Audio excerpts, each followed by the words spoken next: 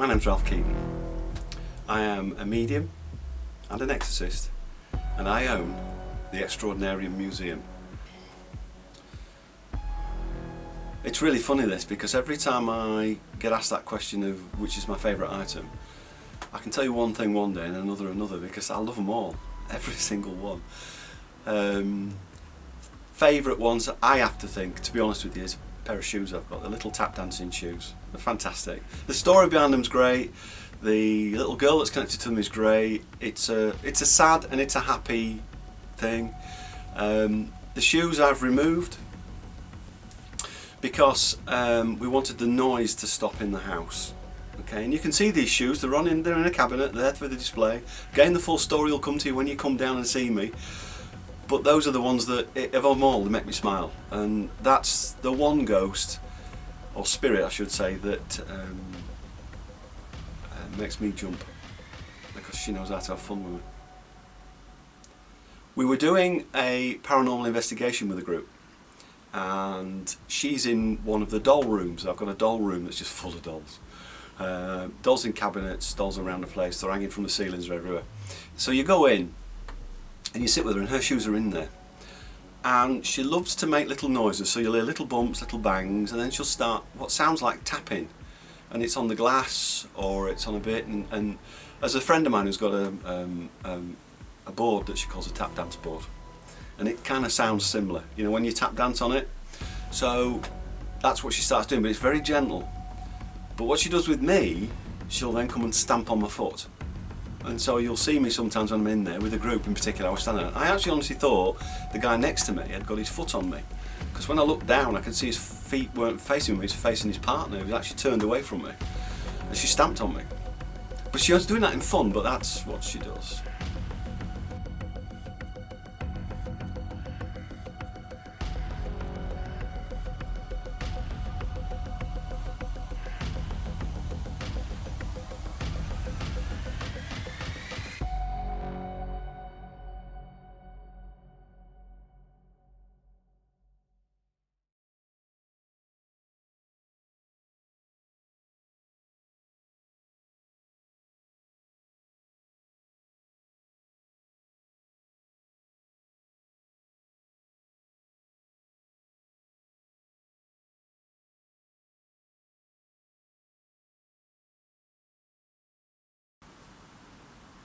When you do a public event, why do only certain spirits come through?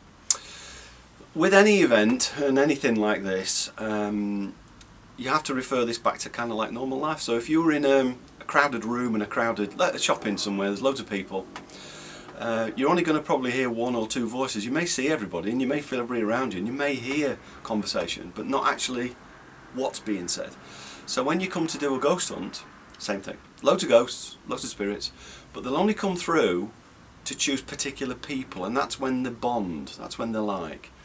And I put this down to, you like certain people in life and you get on really well with them, and some people you don't. And the spirit's just the same. They're just as choosy as we are.